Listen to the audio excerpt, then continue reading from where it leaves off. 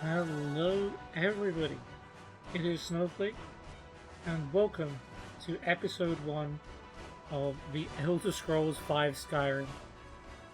When I started my Oblivion series, which came before this one for anyone new, I've done an Oblivion series on this channel first, so feel free to check that out if you want to do the games in chronological order, but if you're just a fan of Skyrim and don't really care much for Oblivion, that's fine too. You're obviously welcome to stay and give me views, that's absolutely fine. But yeah, when I started Oblivion, I wasn't sure if I'd make it to this point, having actually completed all of the Oblivion quests and making it to the next game, which is Skyrim. But eventually I figured out a schedule, I've got videos uploaded, and we have made it to the Elder Scrolls V Skyrim. I'm so excited to get started with this because Skyrim is not an Elder Scrolls game I've played through many times. I've literally, I think, only played through the game once. So my knowledge on it is kind of shaky, which means I might miss some stuff. I might not be as good at the game as I was at Oblivion. Whether you think I was good or not, I suppose that's also up for debate. But in a way, it's also a good thing, because I get to experience the game, not like a new player, because I know a lot of what happens, but I get to explore the game in a way where I don't know everything, and I get to find out stuff, maybe along with you guys if you haven't played it before. But yeah, I'm just so excited to get going. I just want to click the start game button, but I know this is the intro to a new series, so I need to sort of set the tone for how this series is going to be. But yeah, we are going to be playing through the Elder Scrolls V Skyrim. Like I said, I played the game through once before, but that is just vanilla Skyrim. This is the which edition is this? Special edition Skyrim. I think I might have said Legendary Edition in the last episode. I was getting my terminology wrong if I did. Special Edition, and I have never played any of the DLCs associated with the Special Edition, so I am going into those completely blank. I know there's something to do with vampires and something to do with Dragonborn, but that's about it. I don't know the purpose of those quests, what happens in them. I'm completely at a loss, so I'm going to be exploring a lot of new stuff in this playthrough, as well as stuff that I barely remember. And I'm also going to be trying to do things that I didn't do on my original playthrough of Skyrim. It's not going to be drastically different, because I still have my style of play that I like to stick to, as you guys will find out when I get started. But yeah, should I go on any further with an introduction, or do you guys want to see the opening cutscene? I think you guys probably want to see the opening cutscene. So I'm going to shut up for a little bit, unless I think of something really funny to say, which is unlikely. But let's go. Let's start a new game.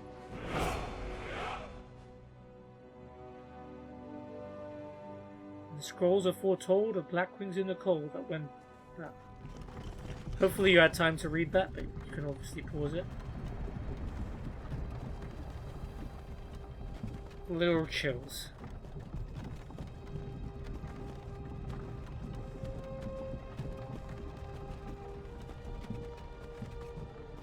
Where are we?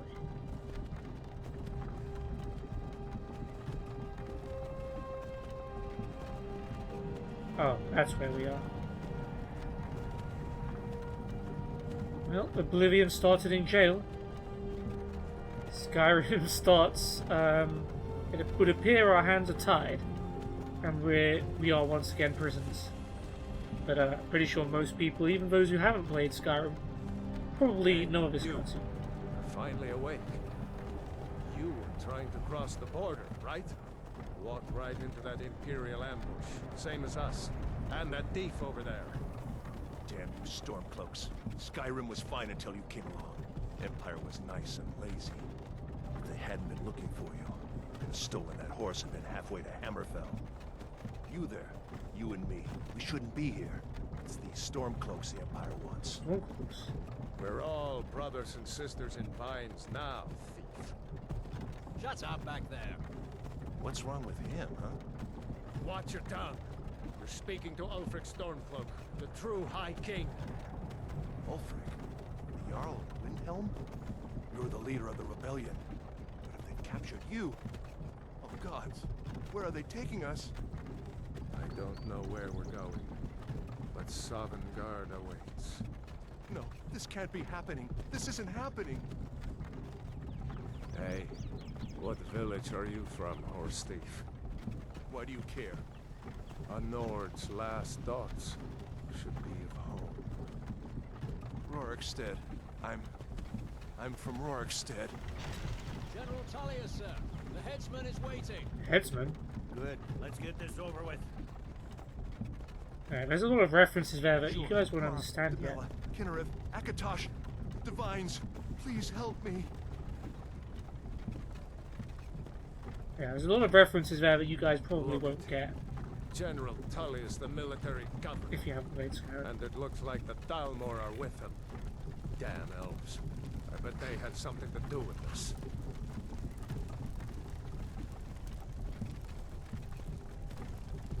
A lot of political references as well that we'll find out more about what's going on in Skyrim as the game goes on. This is Helgen. I used to be sweet on a curl from here.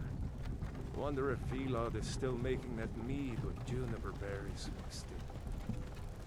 Funny. When I was a boy, imperial walls and towers used to make me feel so safe.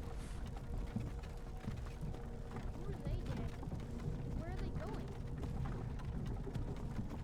To go inside. Why? I want to watch the soldiers. Inside the house. Now. Yes, Papa. Get these prisoners out of the carts. Move it! Why are we stopping? Why do you think? End of the line. Uh-oh. Is this going to be the end of the playthrough, guys? Let's go. Shouldn't keep the gods waiting for us. No, wait, we're not rebels. Face your death with some courage.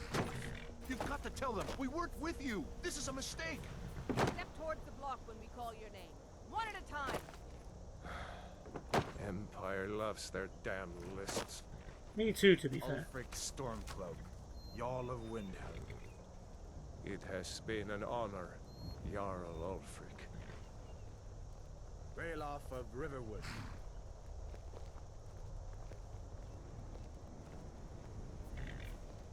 Lokir of Rorikstead. No, I'm not a rebel. You can't do this. Don't do it, Loki. Halt!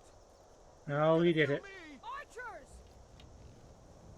Anyone else feel like running? Not particularly. Wait. You there. Step forward. Nope, you have to say my name. If you don't say my name, I'm not getting executed. Who are you? Who am I? That is a very good question. Who am I indeed? Well, in Oblivion, I was a Red Guard. And in Skyrim, I'm going to be a Red Guard. Sorry guys, this is just my favourite way of playing, so... but yeah, we can go through all the races quickly, so... Argonian, this reptilian race, well suited for the treacherous swamps of their Black Marsh homeland, has developed a natural resistance to diseases and the ability to breathe underwater. They can call upon the hissed skin to regenerate health very quickly. As you can see, they look very, very different, of course, to Oblivion. There was a long time between Oblivion and Skyrim, although not as long as it's been since Skyrim came out. Bethesda, hello, Elder Scrolls 6. Don't worry, guys, you got time. I still want to play through Skyrim, so when I'm finished with Skyrim, I'm expecting Elder Scrolls 6 to be ready. We have Breton.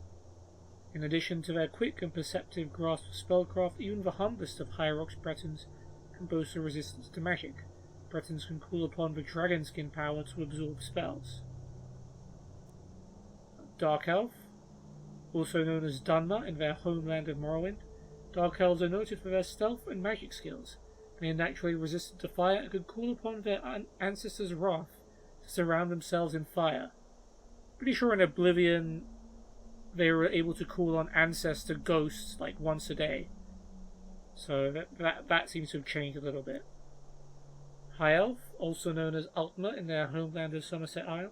The High Elves are the most strongly gifted in the arcane arts of all the races. They can call upon their highborn power to regenerate magicka quickly. Imperial. Natives of Cyrodiil. They have proved to be shrewd diplomats and traders. They are skilled with combat and magic. Anywhere gold coins might be found, Imperials always seem to find a few more. They can call upon the voice of the Emperor to calm an enemy. Khajiit. Hailing from the province of Elsewhere, they are intelligent, quick, and agile. They make excellent thieves due to their natural stealthiness. All Khajiit can see in the dark at will and have unarmed claw attacks. Nord. Citizens of Skyrim. For those who didn't know, Skyrim is the homeland of the Nords. Oblivion was in Cyrodiil, which is the homeland of the Imperials. Citizens of Skyrim, they are a tall and fair-haired people. Strong and hardy, Nords are famous for their resistance to cold and their talent as warriors. They can use a battle cry to make opponents flee. Orc, the people of the Hrothgarian and Dragontail Mountains. Orcish smiths are prized for their craftsmanship. Orc troops in heavy armour are among the finest in the Empire and are fearsome when using their berserker rage. Here we go. Red Guard. The most naturally talented warriors in Tamriel, the Red Guards of Hammerfell, have a hardy constitution and a natural resistance to poison. They can call upon an adrenaline rush in combat. Now, adrenaline rush in Oblivion, I remember it being really, really good. And I'm surprised, I didn't actually use it nearly as much as I should have.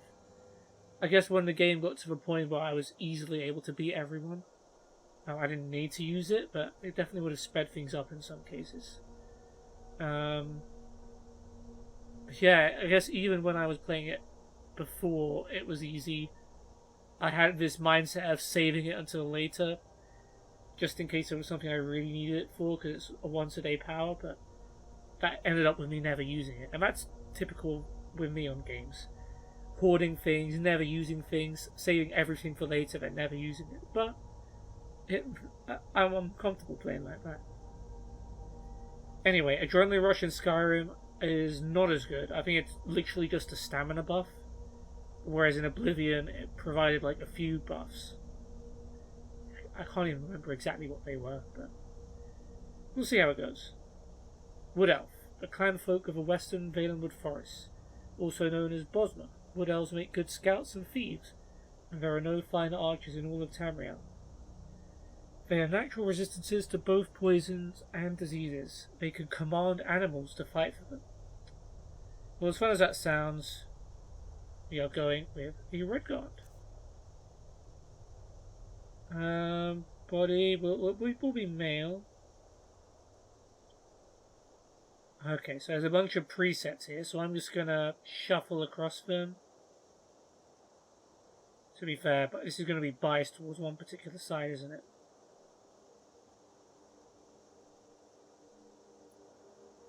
Alright. We're gonna use this guy as our base. Do we want to edit all of this stuff? I wish we could put like a completely random. Cool.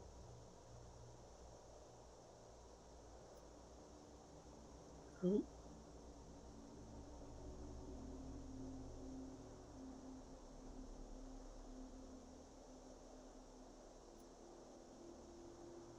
Yeah. I don't know. Can we pick a random face? Oh, that's annoying.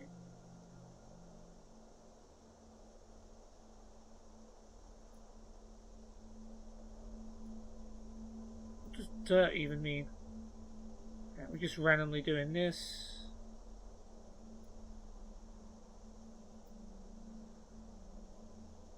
Sure, we'll have some scars, we'll have some war paint.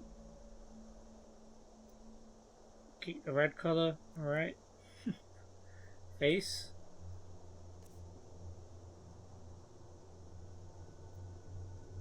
Is there an option to just random? No, there is not.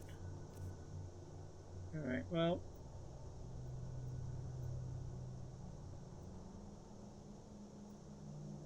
Really just messing around.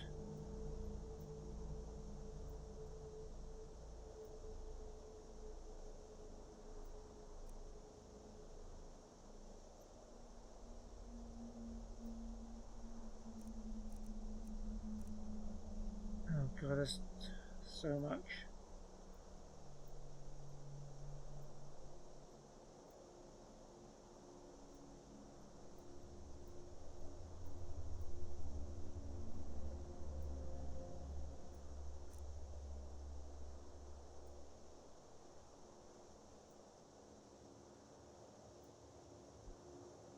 Okay, eyes.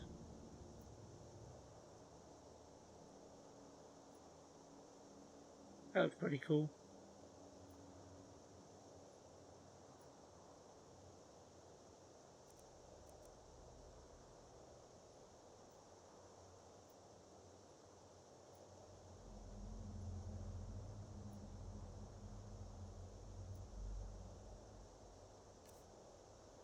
Brow type.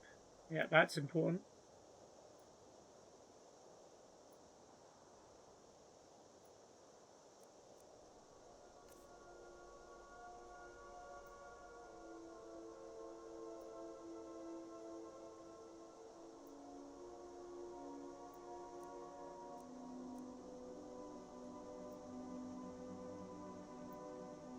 You will notice, of course, that the Skyrim characters obviously look a lot better than the Oblivion ones. Yeah, graphics did advance over the years between Oblivion and Skyrim.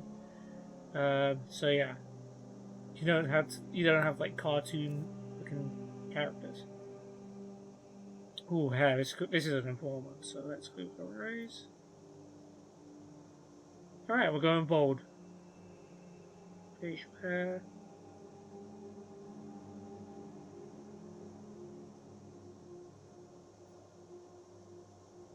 Cool. This is us. Alright, that's what we're going with. Can we change our name?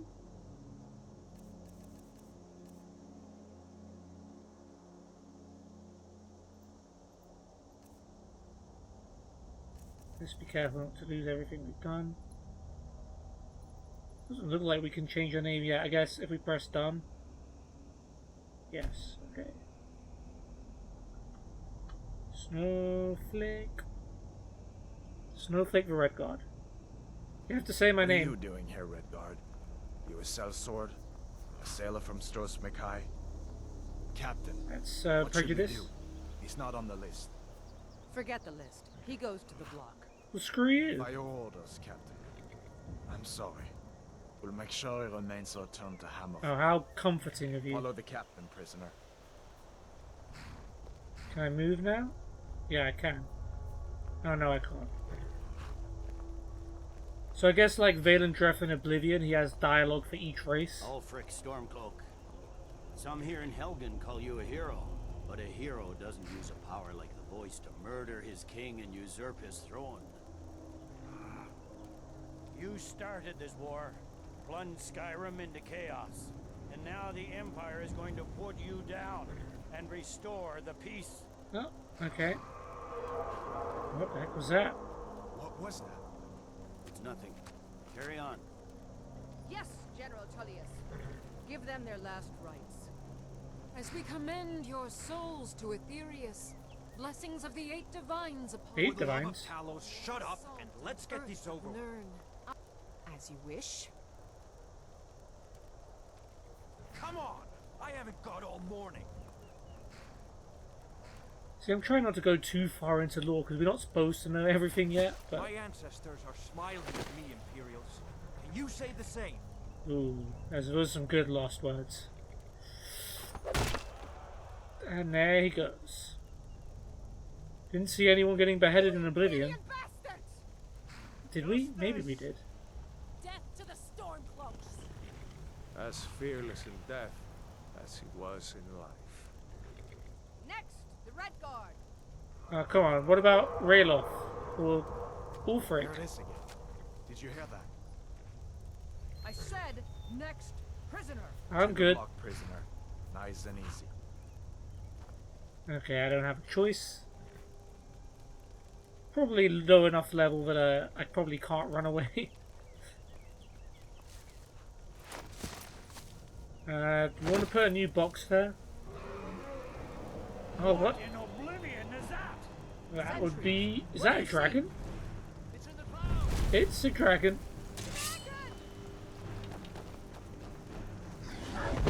Oh no. Dragon be mad and the sky has completely changed.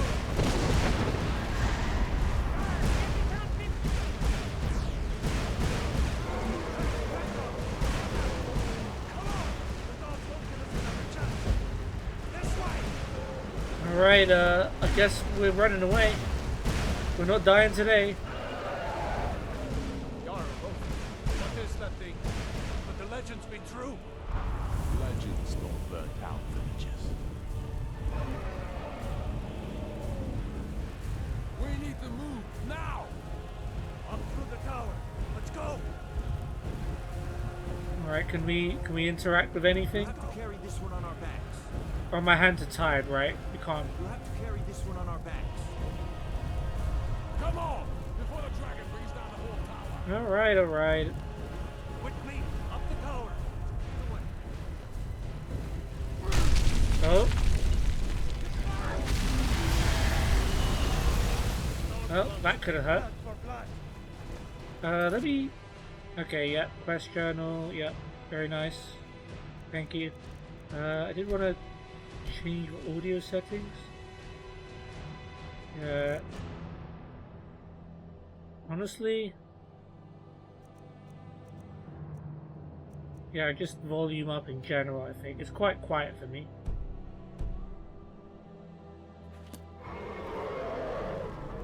See the inn on the other side? Jump through the roof and keep going. Go! We'll follow when we can! Oh, I managed to burn myself, or was that just full damage? Yeah, I can't grab anything here, can I? Get over here! What are you doing? Get off the road! Hammond! Get over here! What's going on? Hammond! You need to get over here! Now! Not a boy. You're doing great. Dragon right behind you.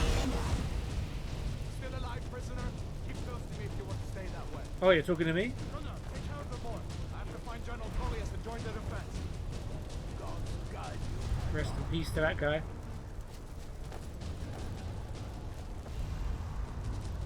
You guys want to talk to me? Okay. Stay close to the wall! Alright, so we're now following the Imperial guy as opposed to Rayloff. Hello, Alduin. I mean, Mysterious Dragon. Damn it, I've already spoiled something.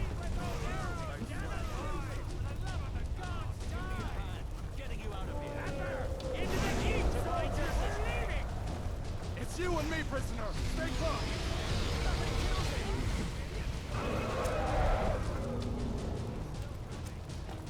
Alright, I'm sticking with you, Hadvar. Damn traitor! Out of my way! We're escaping, Captain. You're not stopping us this time. Fine. I hope that dragon takes you all to starboard guard. You, come on! Into the keep. Okay, enter the keep with either Hadvar or Rayloff. Are we gonna go with the guys who took us prisoner? Or are we gonna go with a guy who was willing to escape with us? I'm gonna go with a guy that didn't want to cut off my head. I can cut you loose inside. Come on!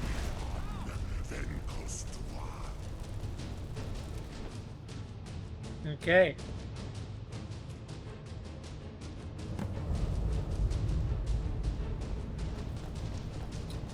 You bear in mind the choice I've made.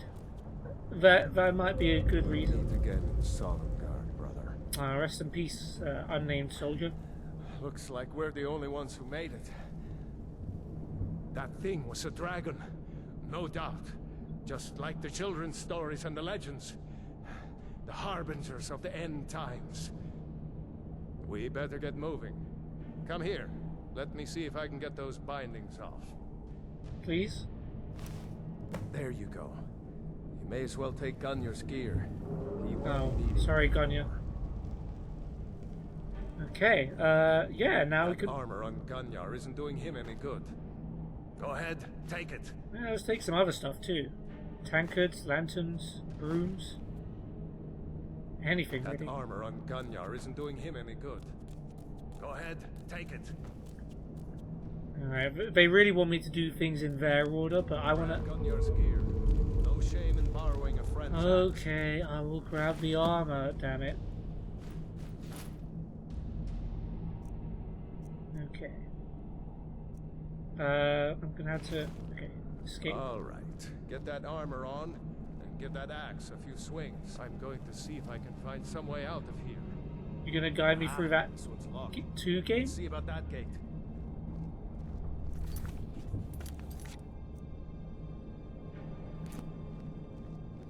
How do I... Oh, okay, I for inventory. That makes sense. We'll put on light armor. Good. I like light armor. Fur boots, stormcloak, cuirass. Very nice. Damn, no way to open this from our side. I remember to sneak, of course. Come on, Imperials! soldier! Keep Take moving! cover! Get this gate open. Alright. We about to fight. Gonna get into our first little scuffle.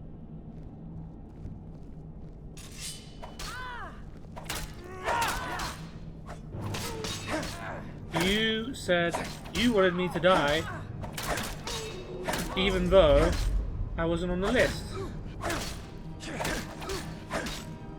First little taste of Skyrim combat. Oh, nice. Maybe one of these Imperials had the key.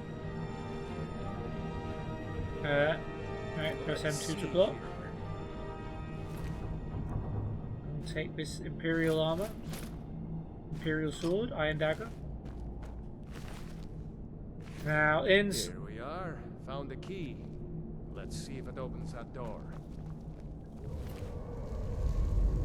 Let's grab everything we find.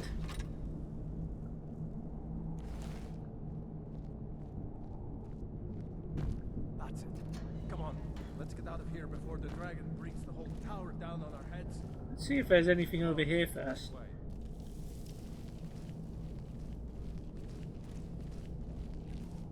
Is there a map? Okay, gotcha.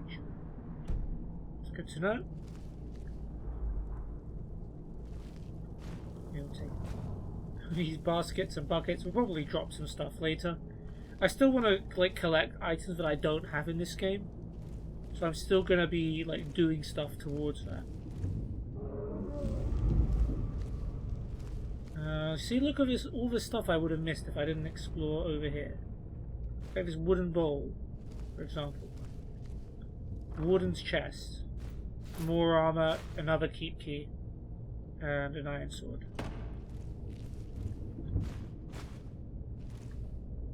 Got some wine. Fairly decent value.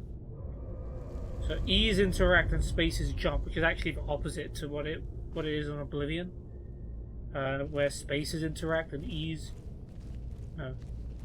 is jump, spaces interact. But now it's the other way around. Okay, there's a take all bun. Let me get used to that. That's been looted. We're not allowed to take a nap. And that goes back to Skyrim. So I guess this is where we would have gone in if we decided with Hadvar.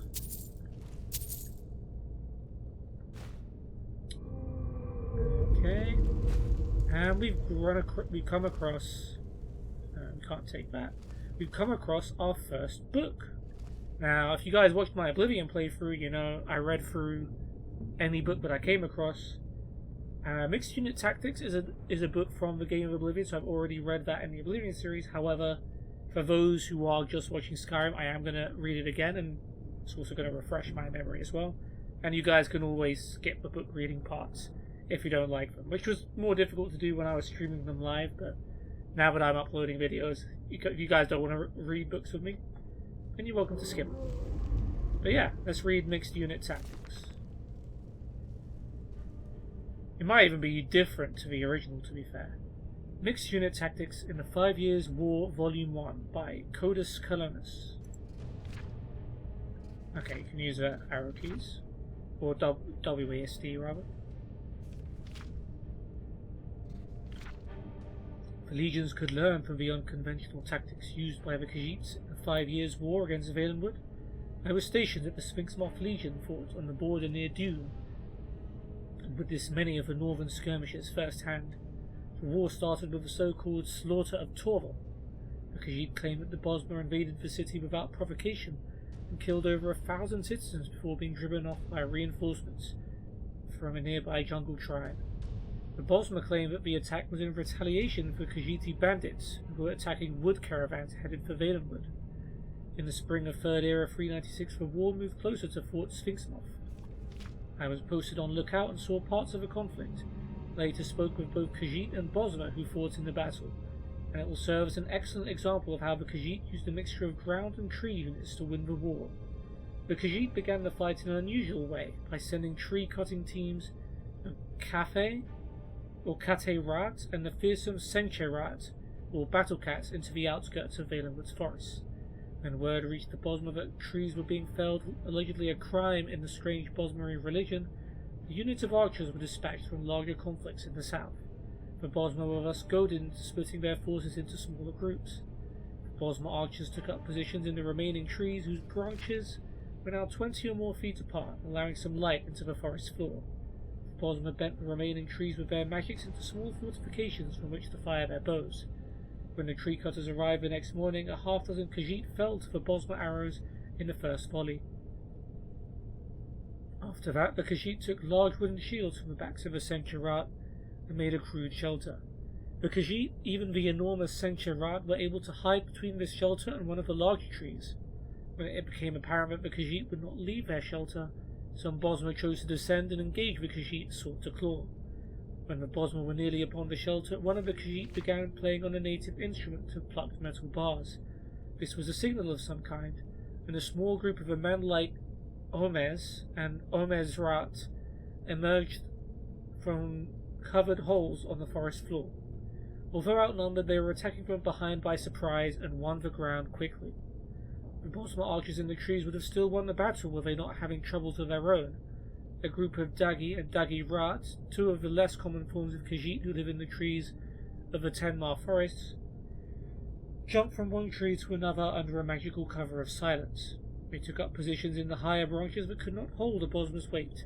When the signal came, they used their claws and either torches or spells of fire. Accounts from the two survivors I spoke with vary on this point, to distract the archers while the battle on the ground took place. A few of the archers were able to flee, but most were killed. Apparently, the Dagi and Dagi Rat have more magical ability than is widely believed if they were able to keep themselves magically silenced for so long.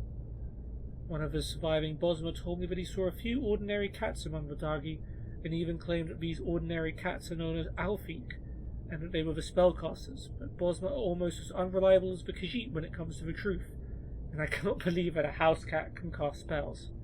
Okay, cool, racism. Episode 1, right off the bat. At the end of the day, the Khajiit lost perhaps a half-dozen fighters out a force of no more than 4 dozen, while the Bosmer lost nearly an entire company of archers. The survivors were unable to report back before a second company of archers arrived, and this strategy was repeated again with similar results.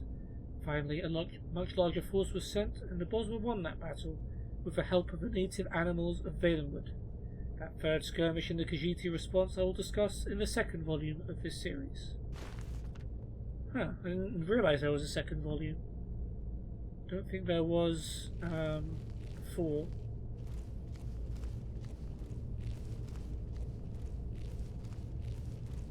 Oh, we missed a sword.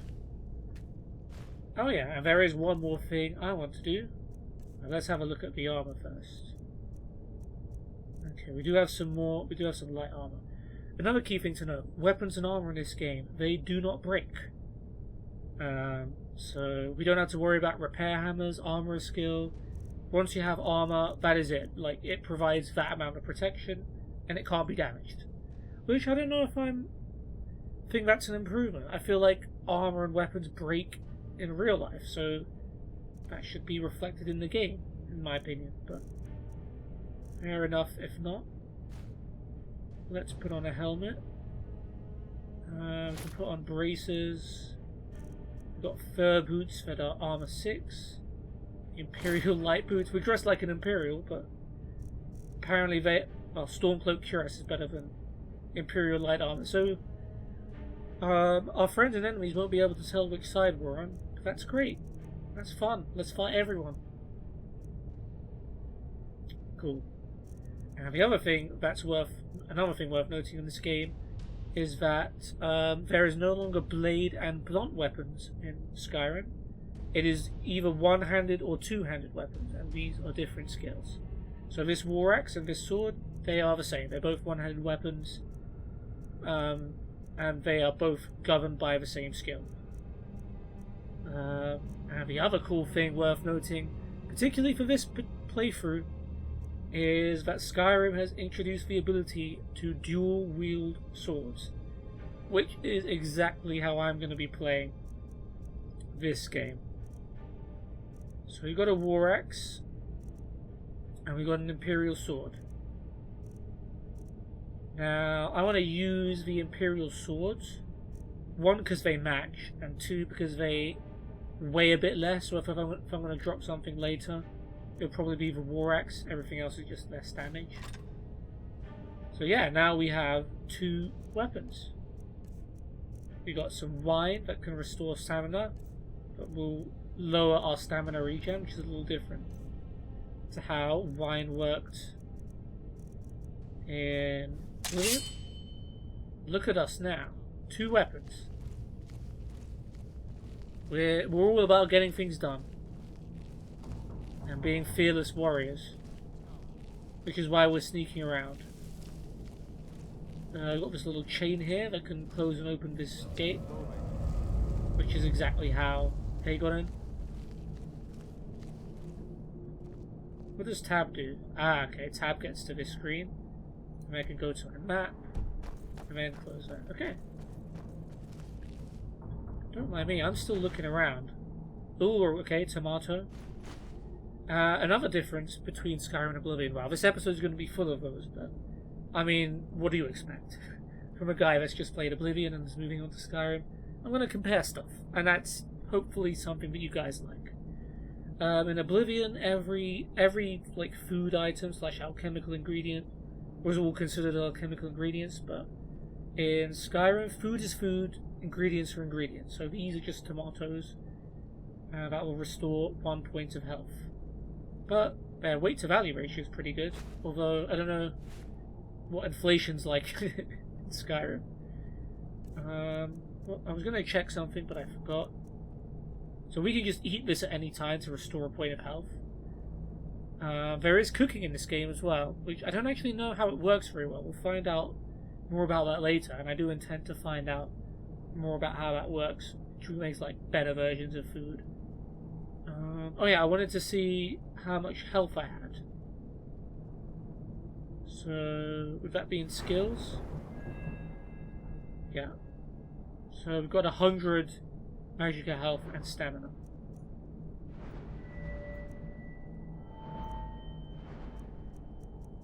And you can have a quick look at our skills, some of which are increased because we are a red guard. There's no star signs or anything like that to govern our skills so far. Did our one-handed skill go up, by the way?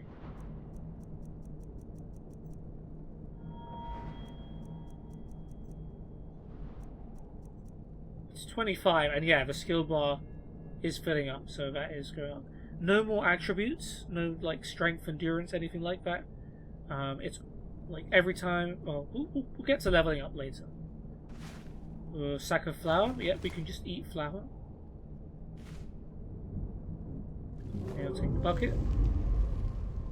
I'll take the tankers. We'll probably end up dropping a lot of this later, but I'm a big fan of picking up now. Oh. Okay, I forgot, like, things like wagons will go flying and hurt you.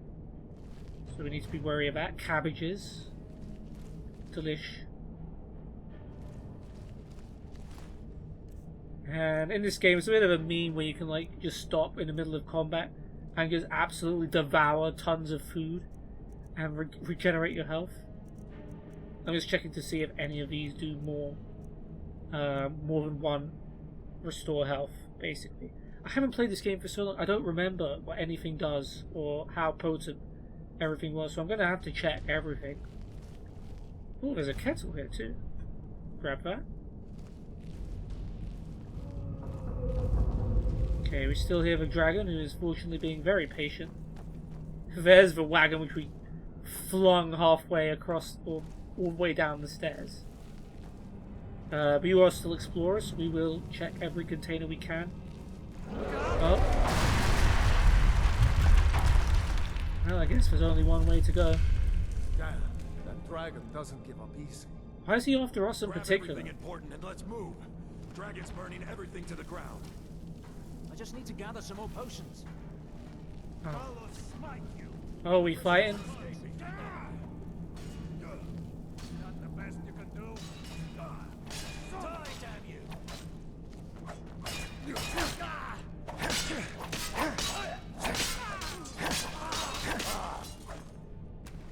A storeroom. See if you can find any potions. We'll need them. Oh, I'm gonna search this whole damn place. Oh, there is one thing I want to check, actually. Magic. Okay, we have healing.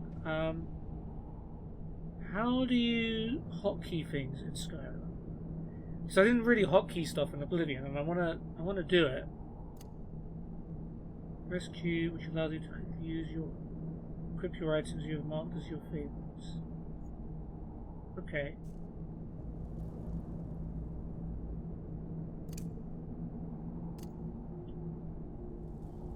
Okay, let's also favorite our weapons then.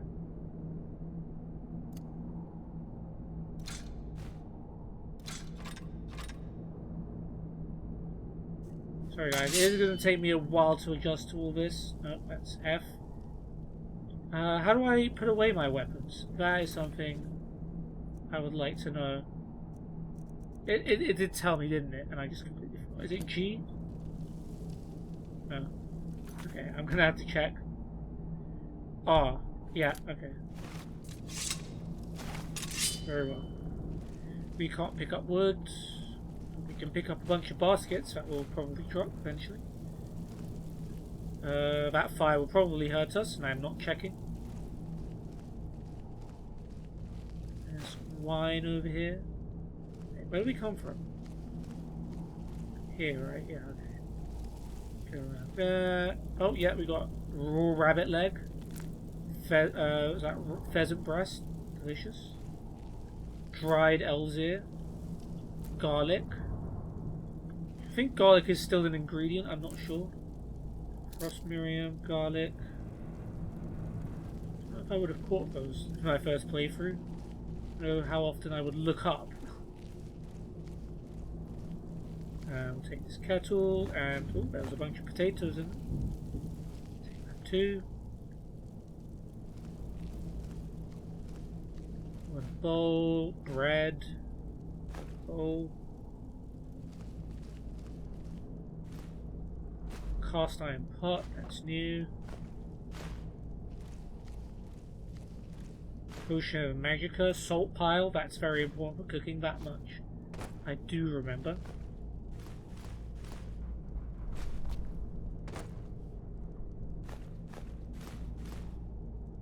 Alright, we can search for cupboards. Pot and a single gold piece. Brilliant. Minor healing with wine. Delicious. Got studded Imperial armor. What do we have now? Just Imperial light armor and Stormcloak cuirass. Oh wait, no, Imperial armor is actually better than Stormcloak. So we're just wearing Imperial clothes, I suppose. Sorry, no offense, Rayloff, but their gear is better. I ain't fans of them, but the gear is better. We'll take all of this anyway. What do we want to wear?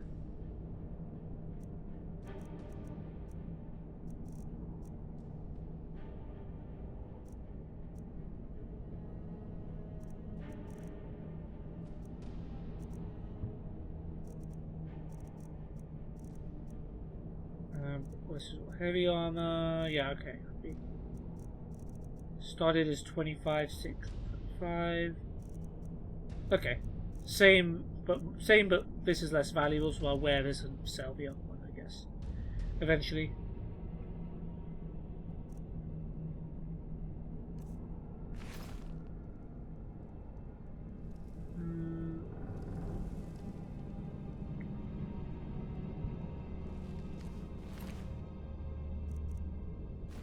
And you've got heavy armor. We're almost at our carry weight already, which is mad.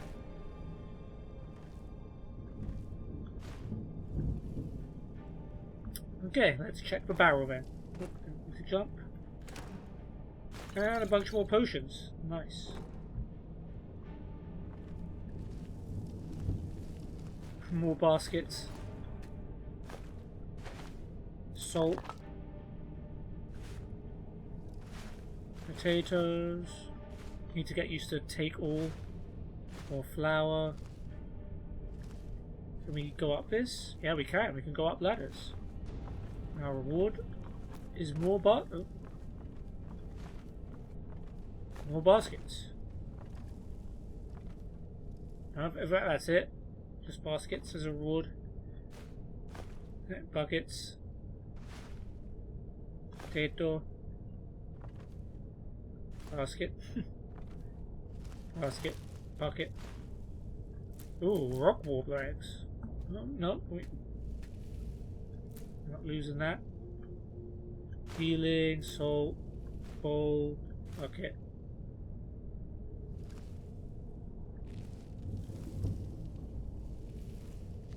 Done? Let's get moving. He is so frustrated at me. There is one more thing I do want to show you guys. So, yeah, a bunch of the stuff we've got are ingredients. So, we've got El's Ear, Frost Miriam, Garlic, Warbler Egg, and Salt Pile. Now, in ingredients, it's a little different in Skyrim. In that, to find the first effect of an alchemical ingredient, you must first eat it. We also want to keep one of each item, so I'm not going to eat any of the items that we only have one of, like the Elixir and the Frost Miriam, but we'll eat some garlic. Okay, we found out we can resist some poison. Let's try eating a rock warbler egg. Okay, that restores health. That's a good one to have. And salt pile, which we're eventually going to use for cooking. Weakness to magic. Hopefully that doesn't affect us too soon. Let's look at the food we got. Bread is actually 2 points of health. So is the pheasant breast and the raw rabbit leg. I'm guessing cooked, that would be a lot better. Potatoes 1. Okay. And the other thing about alchemy is you can no longer do it on the go. You don't need to carry around equipment like mortar and pestle, calcinator, retort, alembic. There are like designated alchemy stations where you do your alchemy now, so you just have to hold on to your ingredients until then. Okay, Rayloff, I'm sorry for keeping you, buddy. I'm just really excited. Troll's blood. It's a torture room. Hear that? Come on. Oh, look, it's magic. That's your best.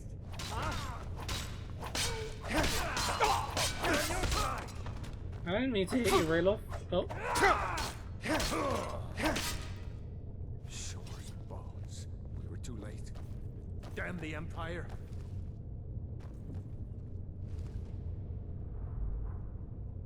Wait a second. Looks like there's something in this cage. Ah, it's locked. See if you can get it open with some picks. We might need that gold once we get out. Grab anything useful and let's go. Okay. We'll take skulls, because they're worth stuff. We'll take another bucket. Torture's assistant, more armor. Yeah, we have become over encumbered. We've got an iron mace though. And that's better than the Imperial sword, so... yeah, we can definitely do that.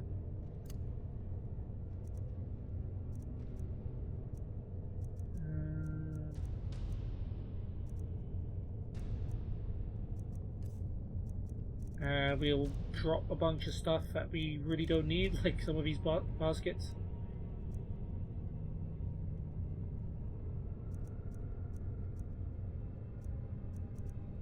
I'm just going through to see like what's valuable so I can remember. Eventually I'll remember, so it'll be easier. How do I store it? Yeah, okay.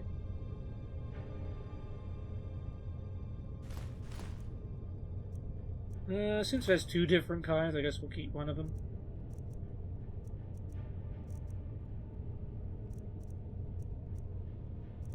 Oh yeah, gold is an actual item in this game, so you can actually leave it in different places.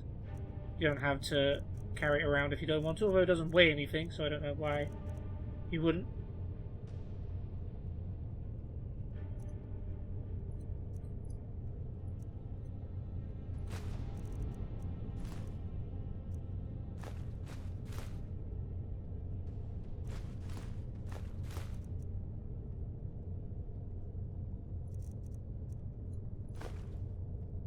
Okay, oh, and one more, I guess.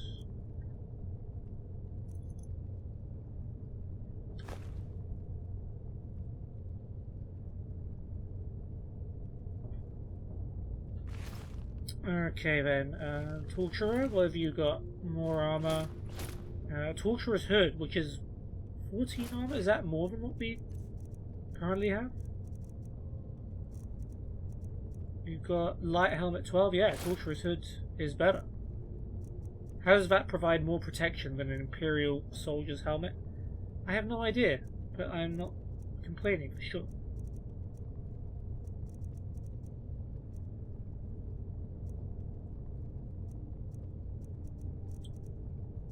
Okay, drop more stuff. Might be some other stuff that's weighing us down that might be worth ditching.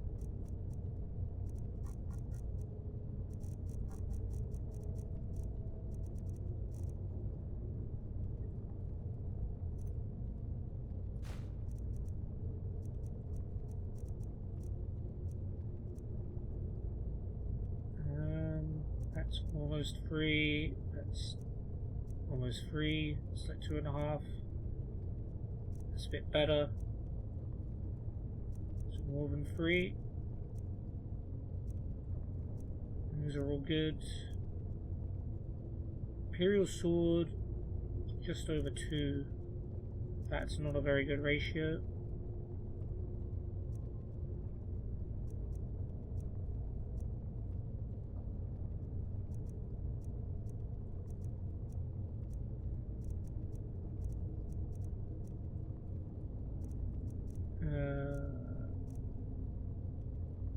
I guess tankards.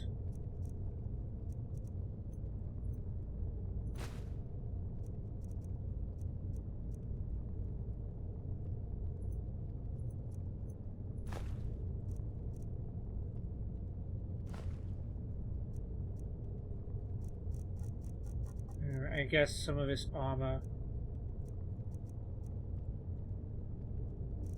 Probably, look over the sword, that's probably our worst ratio, so we'll drop one of those.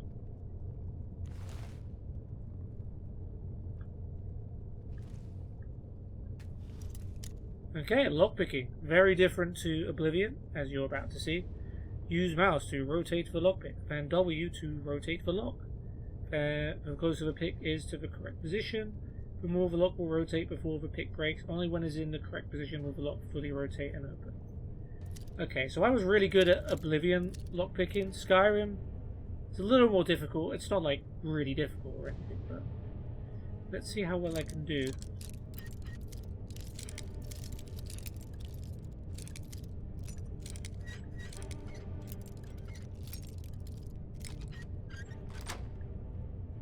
Well, we didn't break anything. Not that there's anything in here, but hey, it's lockpicking skill. Might as well do it while you can. Okay, this is the door you wanted me to unlock.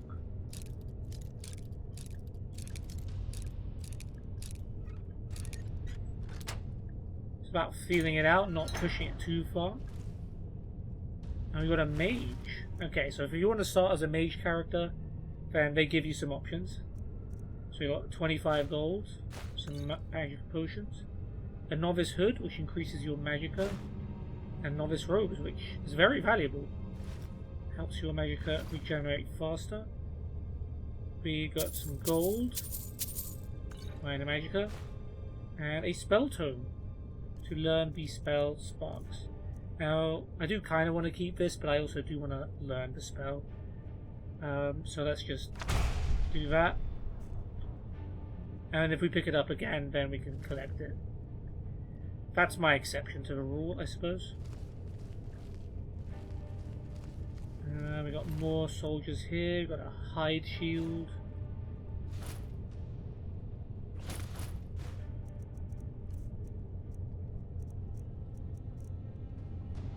You know what? Let's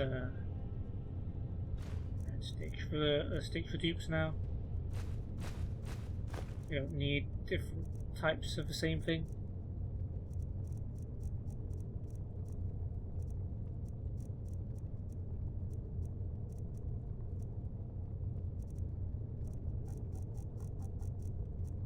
We'll drop another Imperial sword. Or two.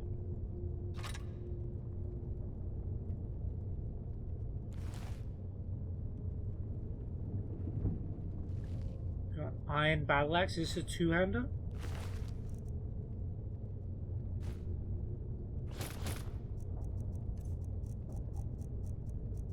Okay, Imperial sword. Bye. Was that my last one?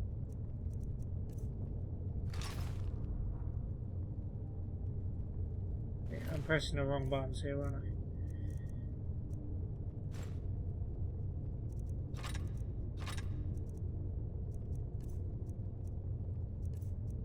I? Alright, that's okay, what else we got? Drop. Iron sword was free.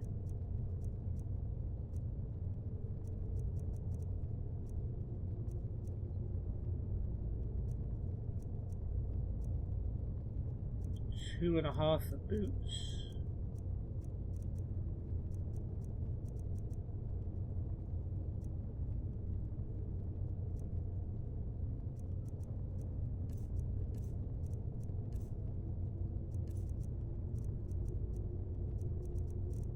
Alright, let's drop boots.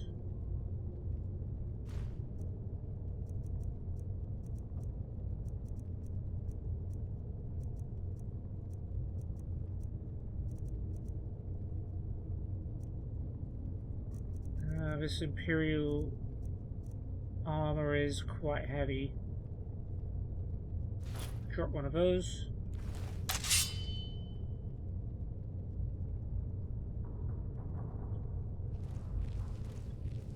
Okay, more lockpicking practice. Ah, so close.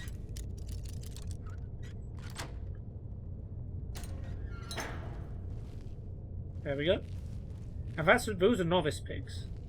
Or novice locks. Knapsack, more lockpicks, and some healing. Okay, tab also works. Iron dagger, and we've got a book. And I think this is the first Skyrim original book. So let's have a read of the Book of the Dragonborn. The Book of the Dragonborn by Prior Emmeline Madrine, Order of Talos, Waynham Priory. Oh, Waynham Priory. Okay, interesting. If you remember, that's where the Blades were hiding out in Cyrodiil in the Elder Scrolls IV Oblivion, in a place called Waynham Priory. Year 360 of the Third Era, 21st of the reign of His Majesty Pelagius IV. Many people have heard the term Dragonborn. We are of course ruled by the Dragonborn Emperors, but the true meaning of the term is not commonly understood. For those of us in the Order of Talos, this is a subject near and dear to our hearts, and in this book I will attempt to illuminate the history and significance of those known as Dragonborn. Down through the ages, most scholars agree that the term was first used in connection with the Covenant of Akatosh, when the blessed Saint Alicia was given the Amulet of Kings, and the dragonfires in the Temple of the One were first lit. Yeah, very important part of Oblivion that. Akatosh, looking with pity upon the plight of men, drew precious blood from his own heart, and blessed Saint Alessia with this blood of dragons, and made a covenant that so long as Alessia's generations were true to the dragon blood, Akatosh would endeavour to seal tight the gates of Oblivion, and to deny the armies of Daedra and Undead to their enemies, the Daedra-loving Aliens. Those blessed by Akatosh with the dragon blood became known more simply as Dragonborn. The connection with the rulers of the Empire was thus there from the beginning. Only those of the dragon blood were able to wear the Amulet of Kings and light the dragonfires. All the legitimate rulers of the Empire had been Dragonborn. The emperors and empresses of the first Cyrodiilic Empire founded by Alessia, Raymond Cyrodiil and his heirs, and of course Tiber Septim and his heirs, down to our current emperor, His Majesty Pelagius Septim IV. So we've gone down a bit from Uriel, I believe. Because of his connection with the emperors, however, the other significance of the Dragonborn has been obscured and largely forgotten by all scholars and those of us dedicated to the service of the blessed Talos. Who was Tiber Septim? Very few realize that being Dragonborn is not a simple matter of heredity, being the blessing of Akatosh himself. It is beyond our understanding exactly how and why it is bestowed. Those who become Emperor and light the dragonfires are surely Dragonborn. The proof is in the wearing of the amulet and the lighting of the fires. And were they Dragonborn and thus able to do these things? Or was the doing the sign of a blessing of Akatosh descending upon them? All that we can say is that it is both, and neither a divine mystery. The line of Septims have all been Dragonborn, of course, which is one reason the simplistic notion of it being hereditary has become so commonplace. But we know for certain that the early Cyrodiilic rulers were not all related. There is also no evidence that Raymond Cyrodiil was descended from Alessia, although there are many legends that would make it so, most of them dating from the time of Raymond and likely attempts to legitimize his rule. We know that the Blades, usually thought of as the Emperor's bodyguards, originated in Akaviri Crusaders, who invaded Tamriel for obscure reasons in the late First Era. Yeah, the Blades had used a lot of Akaviri weapons, to be fair. They appear to have been searching for a Dragonborn. The events at Pale Pass bear this out. Yep, that was a quest in Oblivion as well. And the Akaviri were the first to proclaim Raymond Cyrodiil as Dragonborn. In fact, it was the Akaviri who did the most to promote his standing as Emperor, although Raymond himself never took that title in his lifetime. And of course there is no known hereditary connection between Tiber Septim and any of the previous Dragonborn rulers of Tamriel. Whether there can be more than one Dragonborn at any time is another mystery.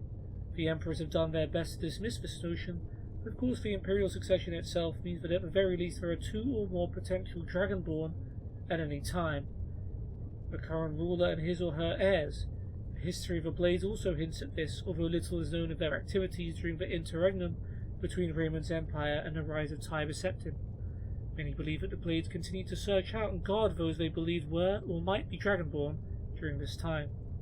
Lastly, we come to the question of the true meaning of being Dragonborn. The connection with dragons is so obvious that it has almost been forgotten. In these days when dragons are a distant memory, we forget that in the early days, being Dragonborn meant having the dragon blood. Some scholars believe that was meant quite literally, although the exact significance is not known.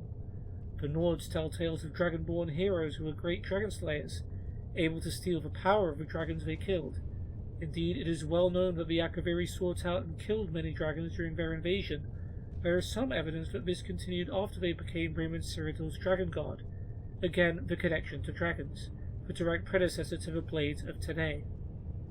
I leave you with what is known as the prophecy of the Dragonborn. It often said to originate in an Elder Scroll, although it is sometimes also attributed to the ancient Akaviri. Many have attempted to decipher it, and many have also believed that its omens had been fulfilled, and that the advent of the last Dragonborn was at hand.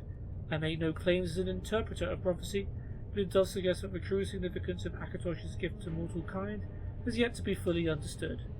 When misrule takes its place at the eight corners of the world, when the brass tower walks and time is reshaped, when the thrice-blessed fail and the red tower trembles, when the Dragonborn ruler loses his throne and the white tower falls, When the snow tower lies sundered, kings bleeding, the world eater wakes, and the wheel turns upon the last Dragonborn. Damn. Very nice book. A little bit of context from Oblivion.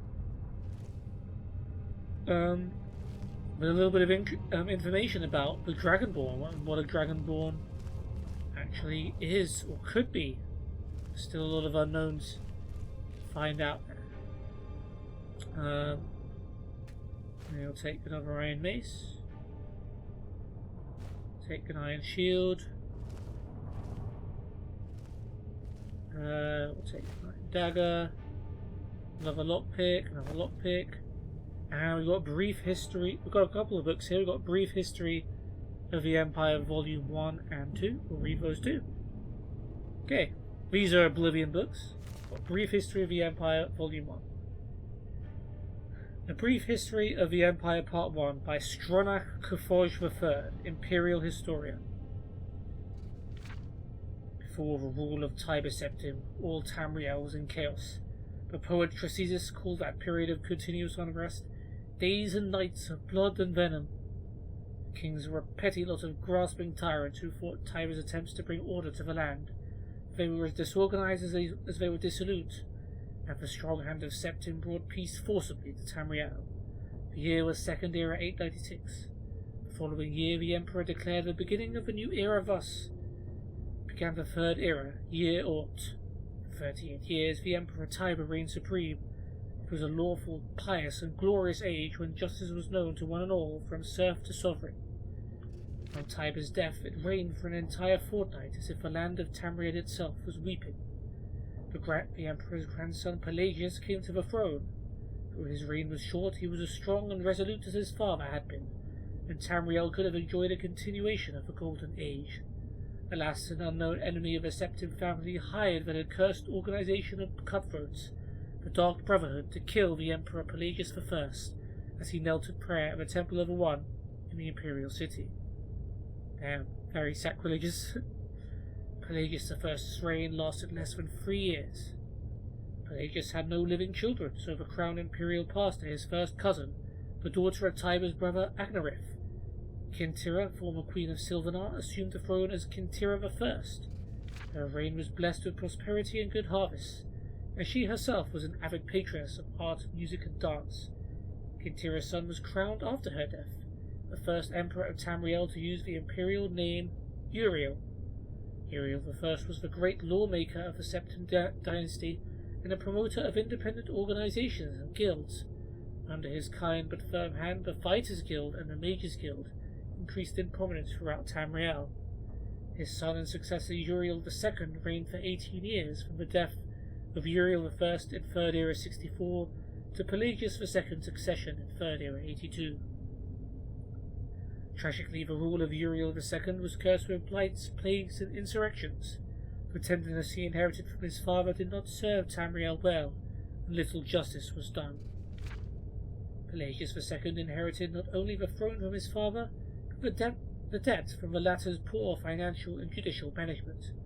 Pelagius dismissed all of the Elder Council and allowed only those willing to pay great sums to resume their seats. He encouraged similar acts among his vassals, the kings of Tamriel, and by the end of his 17-year reign, Tamriel had returned to prosperity. His critics, however, have suggested that any advisor possessed of wisdom, but not of gold, had been summarily ousted by Pelagius. This may have led to some of the troubles his son Antiochus faced when he in turn became emperor. Antiochus was certainly one of the more flamboyant members of the usually austere Septim family. He had numerous mistresses and nearly as many wives, and was renowned for the grandeur of his dress and his high good humour.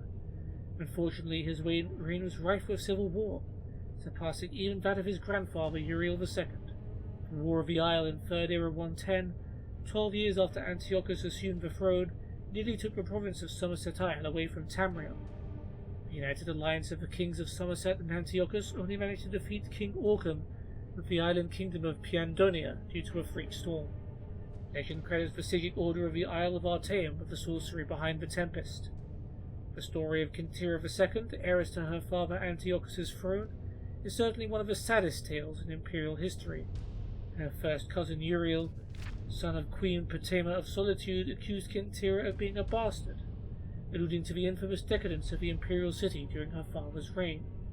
When this accusation failed to stop her coronation, Uriel brought the support of several disgruntled kings of High Rock, Skyrim, and Morrowind, and with Queen Potema's insistence he coordinated 3 attacks on the Septim Empire. The first attack occurred in the Iliad Bay region, which separates High Rock and Hammerfell. Kintira's entourage was massacred and the Empress taken captive.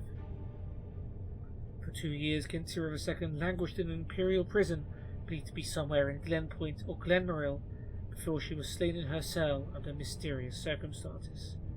The second attack was on a series of imperial garrisons along the coastal Morrowind Islands. The Empress's consort, Rontin Arix, fell defending the forts.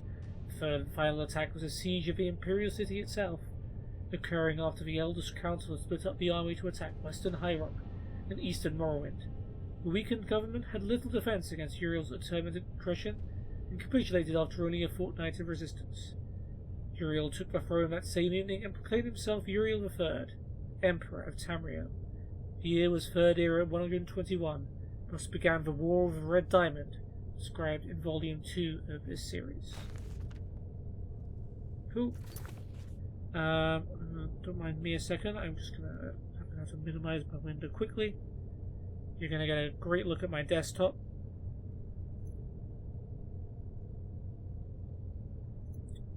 Great.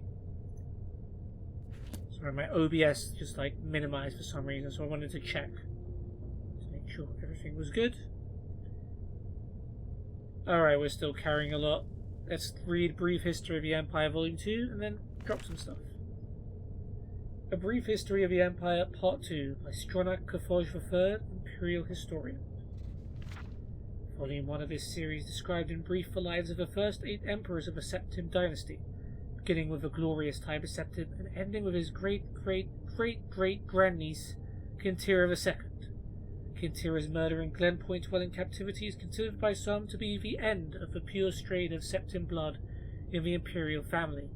Certainly it marks the end of something significant. Yeah, we'll find out a bit more about Potema in this game, actually. There is a related quest, but more on that later.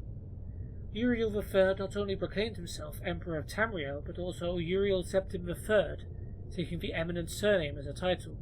In truth, his surname was Mantiarco from his father's line. In time, Uriel III was deposed and his crimes reviled, but the tradition of taking the name Septim as a title for the Emperor of Tamriel did not die with him. For 6 years, the War of the Red Diamond, which takes its name from the Septim family's famous badge, tore the Empire apart.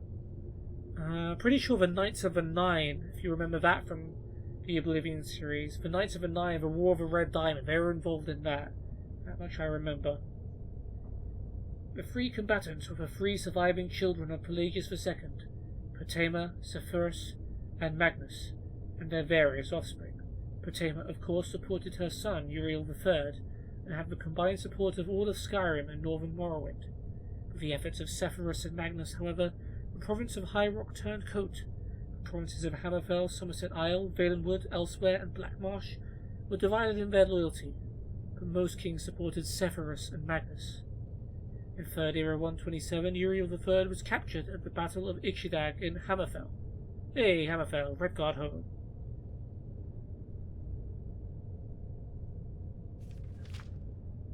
En route to his trial in the Imperial City, a mob overtook his prisoner's carriage and burned him alive within it. His captor and uncle continued on to the Imperial City, and by common acclaim was proclaimed Sepphoris I, Emperor of Tamriel. Sepphoris' reign was marked by nothing but war. By all accounts he was a kind and intelligent man, but what Tamriel needed was a great warrior. He, fortunately, was that. It took an additional 10 years of constant warfare for him to defeat his sister Potema, the so-called Wolf Queen of Solitude, who, as you find out later, is like the capital of Skyrim, who died in the siege of her city-state of the year 137. Sepphoris survived his sister by only 3 years. He never had time during the war years to marry, so it was his brother, the 4th child of Pelagius II, who assumed the throne. The Emperor Magnus was already elderly when he took up the imperial diadem, and the business of punishing the traitorous kings of the War of the Red Diamond drained much of his remaining strength. Okay, did he have to punish himself? Legend accuses Magnus' son and heir Pelagius III of patricide.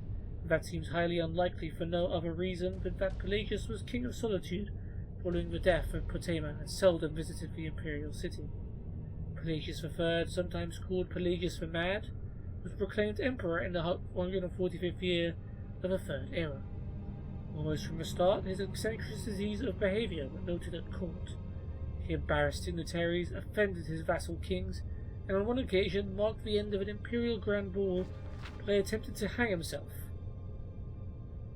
His long-suffering wife was finally awarded the regency of Tamriel, and Pelagius III was sent to a series of healing institutions and asylums until his death in 3rd Era 153 at the age of 34. The Empress Regent of Tamriel was proclaimed Empress Kateria I upon the death of her husband. Some who do not mark the end of a Septim bloodline with the death of Kintyra II consider the ascendancy of this dark elf woman the true mark of its decline. Sure, a bit more racism. For her defenders, on the other hand, assert that though Kateria was not descended from Tiber, the son she had with Pelagius was, so the imperial chain did continue. Despite racist assertions to the contrary, Kateria's 46-year reign was one of the most celebrated in Tamriel's history. Alright, because she's an elf and she lives longer. So they get to last longer when they're in charge of the empire. Uncomfortable in the imperial city, Kateria travelled extensively throughout the empire, such as no emperor ever had since Tiber's day. She repaired much of the damage that previous emperors' broken alliances and bungled diplomacy created. The people of Tamriel came to love their empress far more than the nobility did. Kateria's death in a minor skirmish in Black Marsh is a favourite subject of conspiracy-minded historians. The sage Montalius' discovery, for instance, of a disenfranchised branch of the Septim family, and their involvement with the skirmish, was a revelation indeed. When Cassinda assumed the throne upon the death of his mother, he was already middle-aged. Only half-elven, he aged like a Breton. In fact, he had left the rule of Wayrest to his half-brother Uriel due to poor health. Nevertheless, as the only true blood relation of Pelagius and thus Tiber, he was pressed into accepting the throne. To no one's surprise, the Emperor Cassinda's reign did not last long. In 2 years he joined his predecessors in eternal slumber. Uriel Lariat, Cassinda's half-brother and the child of Kateria I and her imperial consort Galivir Lariat, after the death of Pelagius III, left the kingdom of Wayrest to reign as Uriel IV. Legally, Uriel IV was a Septim. Cassinda had adopted him into the royal family when he had become king of Wayrest. Nevertheless, to the council and the people of Tamriel, he was a bastard child of Kateria. Uriel did not possess the dynamism of his mother, and his long 43-year reign was a hotbed of sedition. Uriel IV's story is told in the 3rd volume of this series. And it looks like we're going to have to wait till we explore some of that. Still getting used to everything. Drop.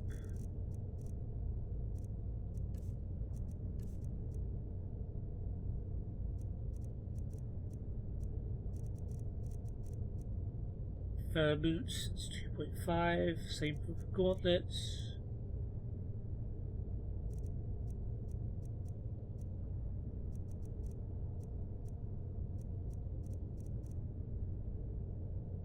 Mage is a bit better than 2.5. Same with the sword. Man, I love how everything's so much quicker to scroll through in Skyrim. And the Oblivion, the menus were so unnecessarily big, you had to scroll through, and you only had like 5 items on the screen at a time. I'm grateful that they made that better.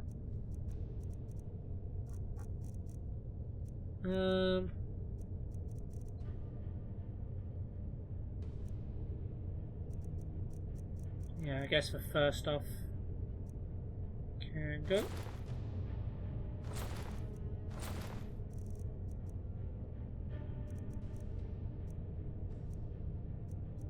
Anything around 3. Mace is almost 3. Swords, iron swords probably.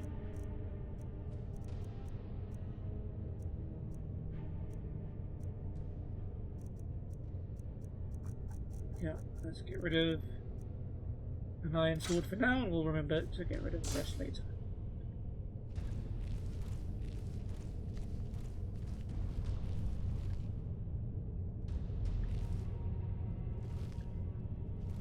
Okay, I think we're done with this room.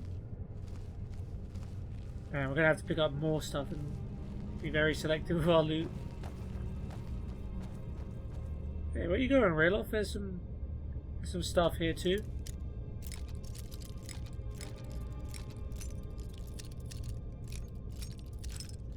Oh, there we go.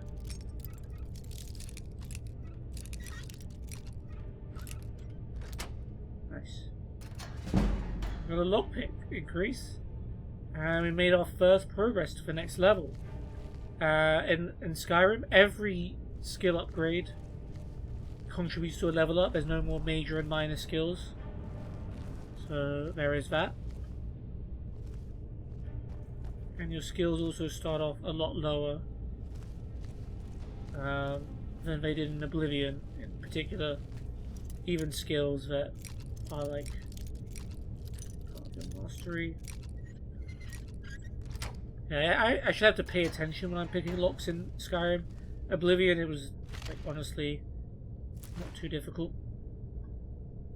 Okay, bone meal and gold, and a coin purse with 12 gold. We won't eat the bone meal just yet, but we will do as soon as we find some more.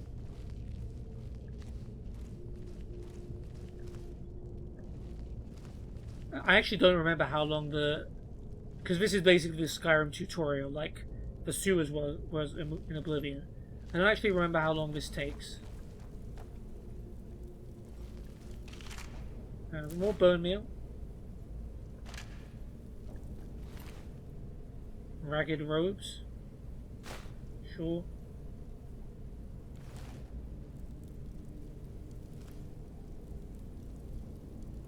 This way. Don't tell me what to do. Rayloff. Better to stick together down here. Yeah, so stop running away from me. Gosh. Come on, hurry up. Head tiptoe. Oh, this is going to be annoying. No bone meal for you, just some gold.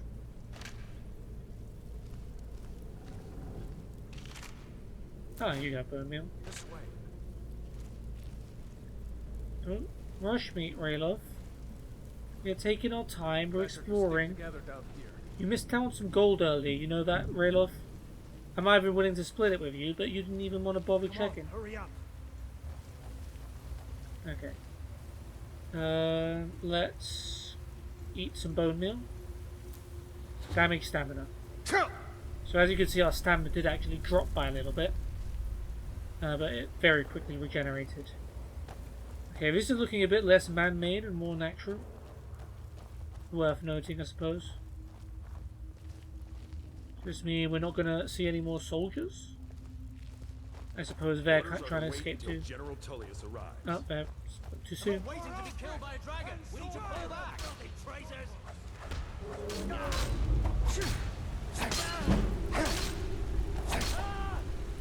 Hold on a sec. I have 2 iron maces now. Yeah. They're better than the Imperial sword, so battle axe is 2-handed, isn't it? Yeah.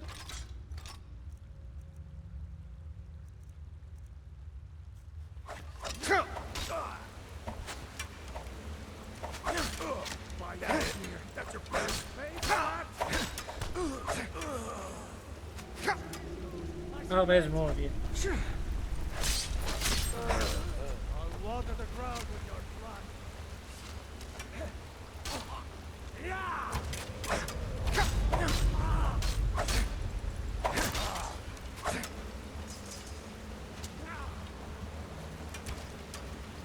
Oh, Rayloff can shoot arrows too, huh?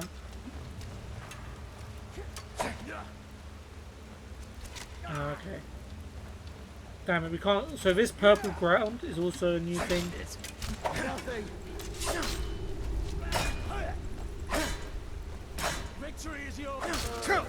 I don't care if you submit. Hey, I'm just like one of you. See if the way is clear. Okay, well I'm going to explore this area in the meantime. So this purple, sort of purple, yellow, orange, red mixture of colors means that if you like cast a spell at it, or sometimes there's something you can drop, like triggers it, it lights this whole thing on fire. So anyone standing in this gets burned, which obviously would have been very beneficial to kill these guys quickly, but it's not like we're struggling at all, so that's fine. Arrows completely weightless in this game, so just grab any ones you want, basically. We'll take more. We've got a long bow. Definitely want to. I didn't use marksman much in Oblivion, but in Skyrim, particularly, as you saw, there are a few dragons knocking about. More useful to be carrying a bow, so I'm gonna be carrying one. In this case.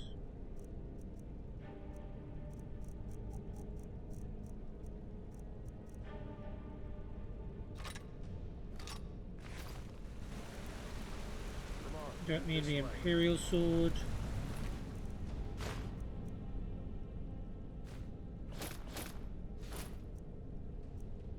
We'll work out. Gonna keep.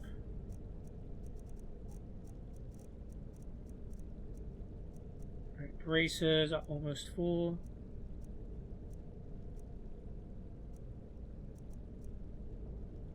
Tag of 5. Mace using. Longbows are 6.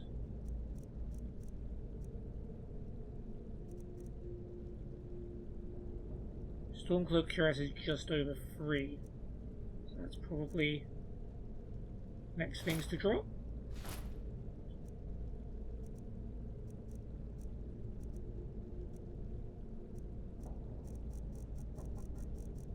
And what was almost for, I guess, bracers, not that valuable.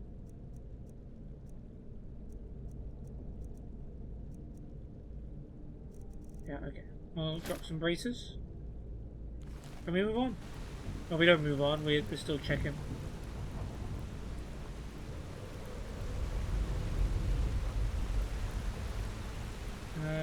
Okay, there is one dead guy here. That's too heavy now. Imperial boots. Got bracers, sword. Yep. Right.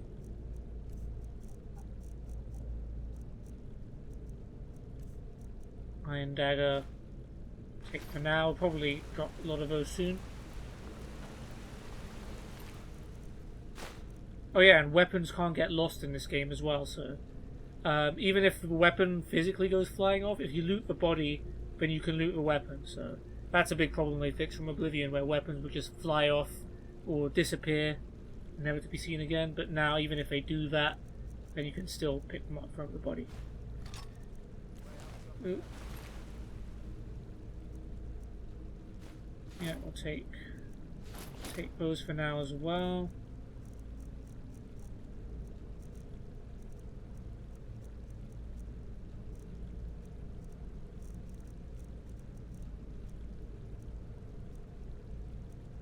So light boots 7.5. That is 7. Daggers are 5, so probably those. Longbows are 6, so they're next.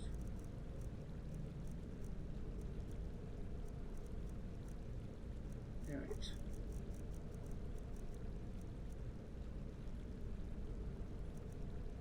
Uh, 9. So keep 1.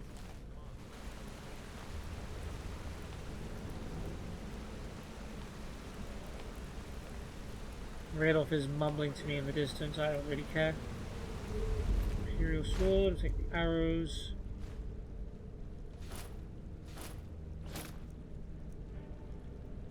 We are going to be dropping the longbows at this point. Spare ones anyway.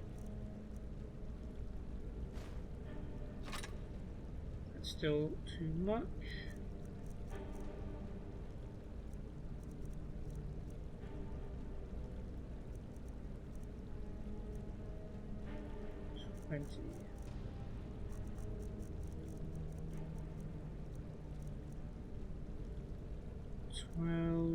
7.5.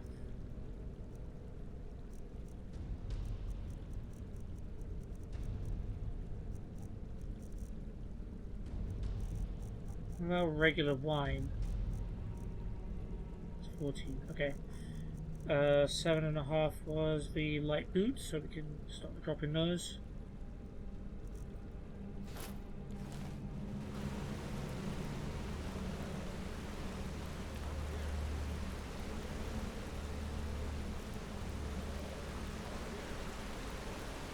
Oh, Rayloff, where's your sense of adventure, man? Could be something hidden over here. I don't actually remember if there is, but I am going to check. Best believe.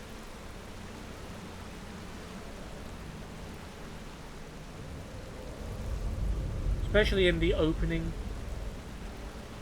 Like, you would expect them to hide stuff like this around.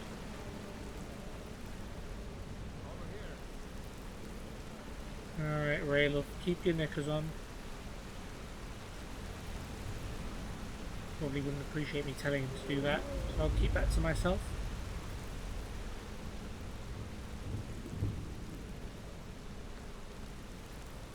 And we can grab these arrows too. They don't weigh anything, so we'll just grab them. Let's see where this goes. Alright. Here's a friendly tip. Levers can do things, like lower drawbridges. Is it even possible to drop down here? Maybe. Actually, let's not take the chance. We'll probably get down there eventually. Oh boy. No going back that way now. Yep. Better push on. The rest of them will have to find another way out. Lead the way, buddy.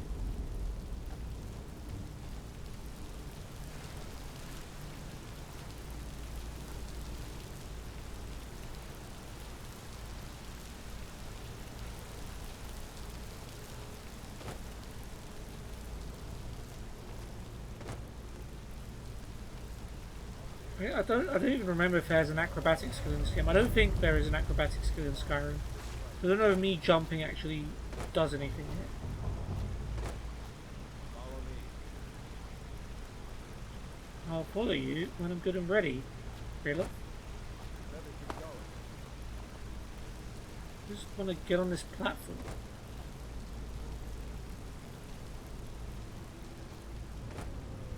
This would have been a decent place to hide something, but no.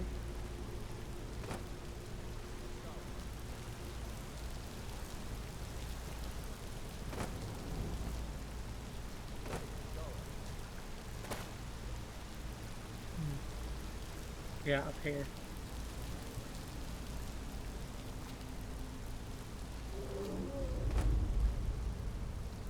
Come on, this way. I hear you, Rayloff. I really do hear you. Don't fall behind. Don't tell me what to do. Let's keep moving. Right, so he wants to go that way. That means I want to go this way.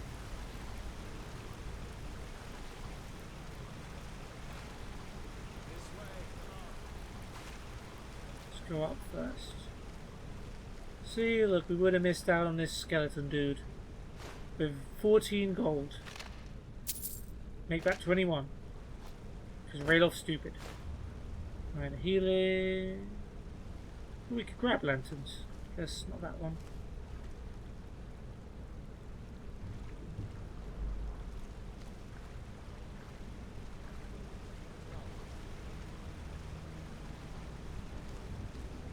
Alright, well, where's the option to turn Rayloff off?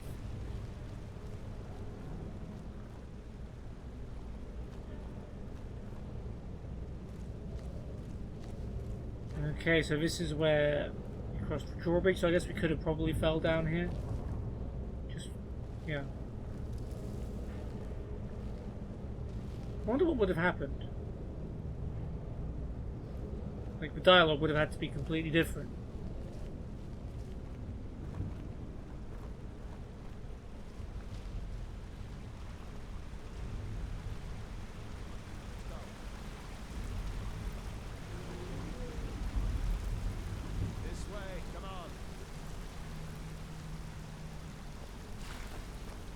One day we'll be on our own, or with a follower that we decide who goes where. It doesn't go anywhere. Oh, that was what you were in a rush to find? Guess we'd better try this way.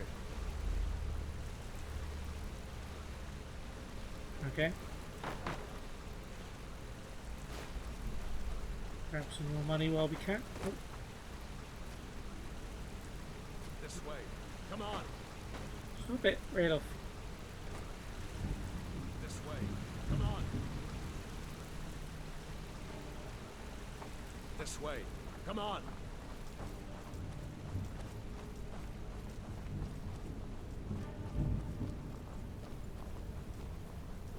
Okay, we got some frostbite spikes.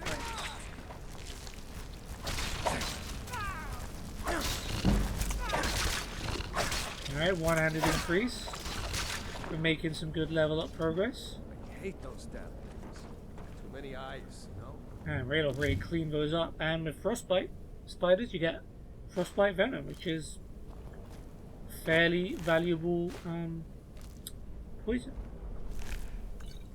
It's going to take a little bit of getting used to the different keys, but I'll get there. Get them all.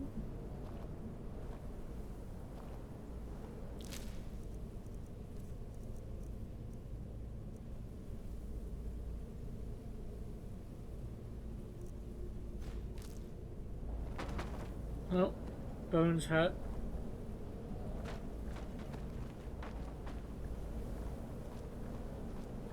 Yeah, frostbite spiders, a new enemy. There was Spider Daedra and where did we come from? There, right? Then we came in and a bunch of spiders dropped. Oops, skeever tail.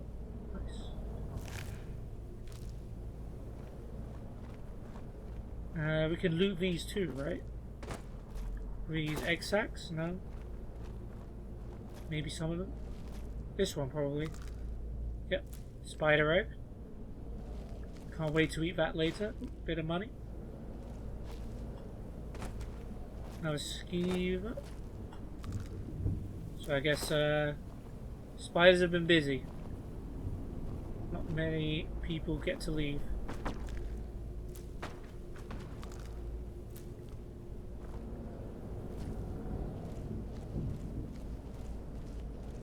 Do notice Relof isn't bugging me anymore, which I'm not complaining at.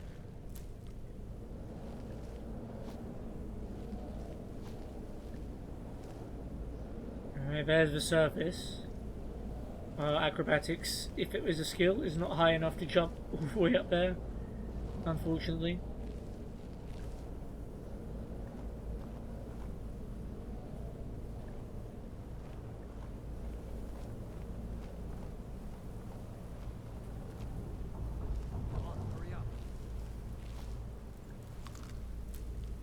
You're telling me you don't want to sell spider eggs, Rayloff? Is that what you're telling me right now?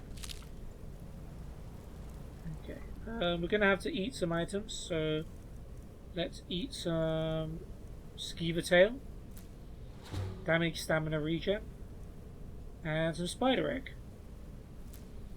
Damage stamina. Well, now I'm tired.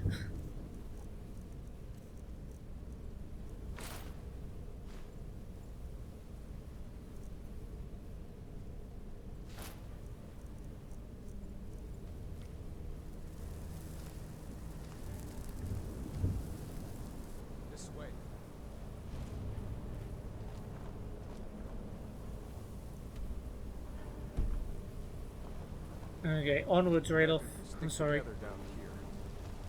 Yeah, well, I want to explore, so you're either going to have to live with that, or you're not. Secret waterfall? Not this time.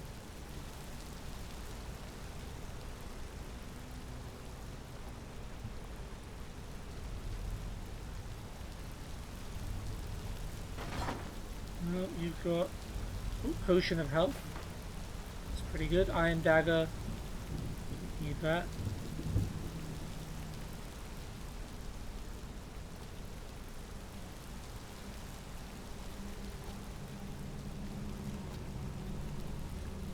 prizes for getting up here.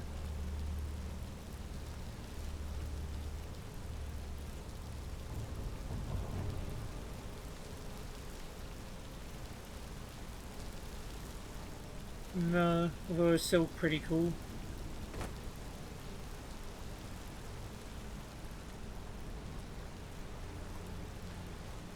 Hold up! There's a bear just ahead. See her? I'd rather not tangle with her right now. Let's try to sneak by. Just take it nice and slow. And watch where you step. Okay, the sneak Or if tutorial. you're feeling lucky, you can take this bow. Might take her by surprise. Took me by surprise, ahead. Riddle. Fuck off. I'll follow your lead and watch your back. Basically just woke up. Okay, well let's hold on. Let's favorite the longbow as well.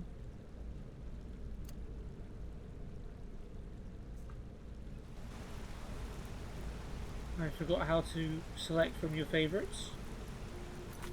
So I will be consulting the controls.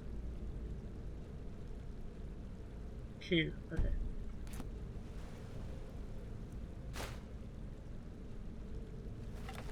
I'm still over encumbered, aren't I? Yep, let's drop. We don't need that second longbow.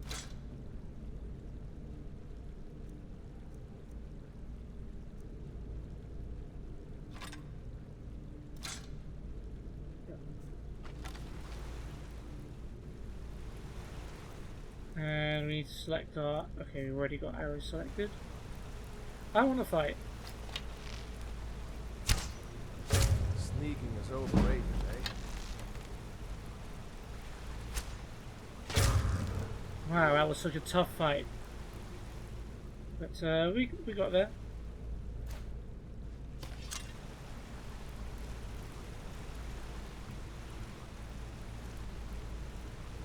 Ooh, we got some black rye mead. Oh, look, it's the legendary iron helmet. It's the thing on the front of the game. Let's grab that. Take the wine. Take 39 gold. Definitely. Don't need another lantern.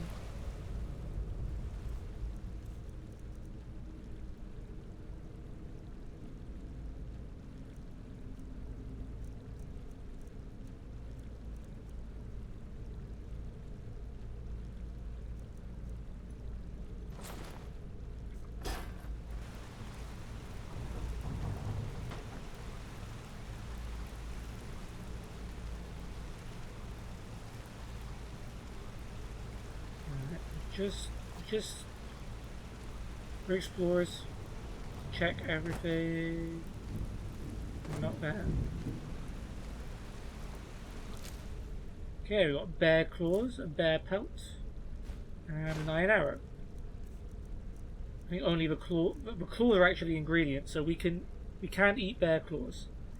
We're not going to do it right now, but we can. Why am I not wearing boots? Because I'm dropping some doesn't mean I don't want to wear them. Okay, next up, I guess we'll work it out later.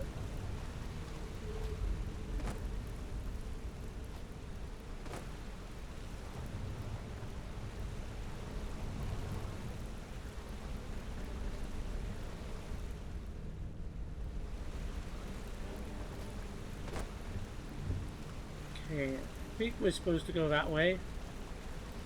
Maybe not. Okay, Riddle, if you run along, I'm just gonna see what we have here.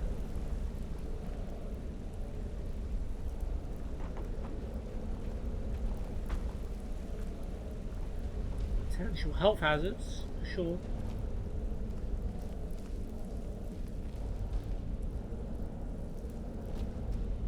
Is this just the same way of getting up here?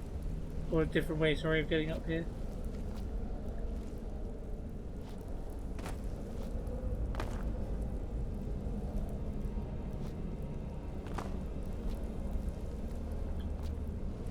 know we love our Elder Scrolls parkour.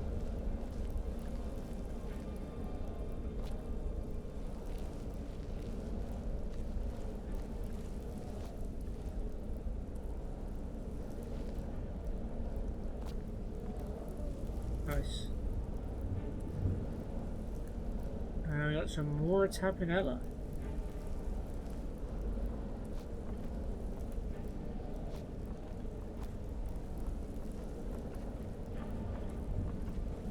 Yep, get to that side.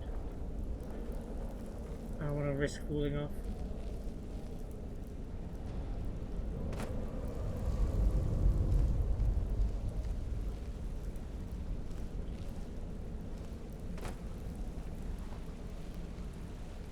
Alright, we can go now. Or can we?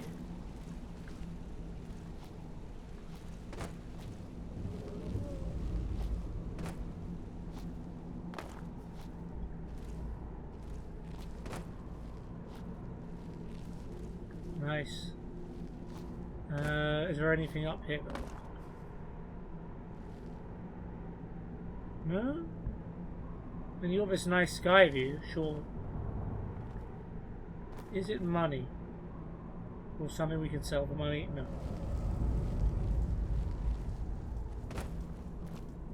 Okay, good to know I'm comfortable falling from that height.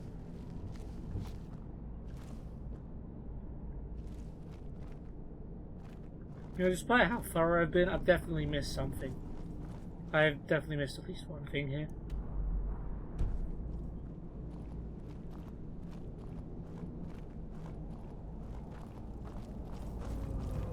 That looks like the way out. I knew we'd make it. I knew we'd make it. I didn't think it would take us this long to make it, but that's mostly on me. And we made it to Skyrim. Alright, survival mode. Survival adds the need to eat, sleep, and stay warm. It also adds additional challenges such as no fast travel, reduced carry weight, and leveling up only when you sleep. See your survival mode entry and help details. Enable survival mode? You can enable or disable survival mode at any time from the gameplay settings menu. Well, I didn't even know. I actually had no idea Skyrim had a survival mode option, which looks really cool, but I don't think I'll be doing it. I want to play Skyrim sort of close to how I originally played it, so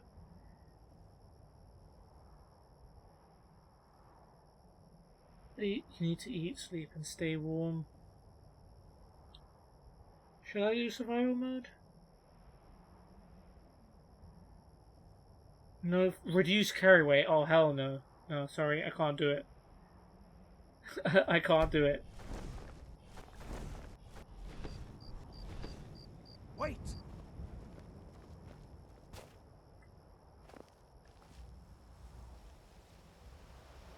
There he goes. Looks like he's gone for good this I didn't time. even see it. No way to know if anyone else made it out alive. But this place is going to be swarming with Imperials soon enough. We better clear out of here. My sister, Gerder, runs the mill in Riverwood, just up the road. And there we go. I'm sure she'd help you out. It's probably best if we split up. Good luck. I wouldn't have made it without your help today. Just a quick bit. My sister, Gerder. Okay, I runs just wanted the to get mill in more Riverwood, dialogue out of you, just Rayloff. up the road. I'm sure she'd help you out. It's probably best if we split up. Good luck. Oh, he I doesn't wouldn't say have made anything it else. without your help today. Okay, roger that. And there we have it.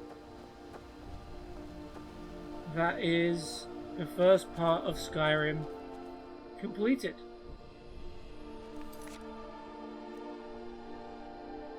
Okay, so we completed the quest Unbound. We escaped our execution and a dragon attack at Helgen. I have escaped both my execution and a dragon attack at Helgen. I now have my freedom to do as I see fit in Skyrim. So there we go, we escaped the prison, although it wasn't quite a prison this time. We escaped a beheading, which is probably one step above escaping prison. And yeah, our next quest is called Before the Storm, Raylov suggested that I head to the nearby town of Riverwood. His sister owns a lumber mill there and should be able to help. Talk to Gerda in Riverwood. And yeah, that's it for the first episode of Skyrim. Damn, it went on for almost 2 hours. Jeez, but I had fun. We read some books. We explored a lot. We found out a lot of stuff that I was a bit, like, not clued up on Skyrim. Just, like, all the hotkeys, the inventory, what everything does. Just sort of finding my bearings around that. So, that was cool.